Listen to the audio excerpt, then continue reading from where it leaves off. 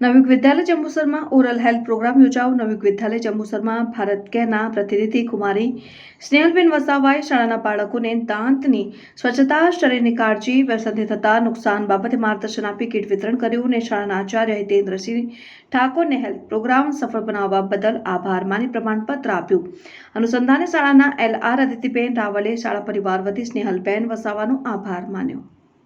Reporter Manubhai Gohil, પાટવી Gujarati news, Kahanva. Navinbhai છે, હું નવયુગ વિદ્યાલયમાં અભ્યાસ કરું છું। ભારત કેર હેઠળ અમારી શાળામાં સ્નેહલબેન આવેલા હતા, તો તેમને અમને બ્રશ કેવી રીતે કરવું ને આપણે દાંત કેવી રીતે સ્વચ્છ રાખવા એના બાબતે અમને થોડી ઘણી માહિતી આપી। તેમને પૌષ્ટિક આહાર લેવો અને વ્યસનથી દૂર રહેવું એના માટે અમને થોડુંક માર્ગદર્શન આપ્યું। એમના હેઠળ હું અને મારી શાળા વતી હું એમનો આભાર માનું છું।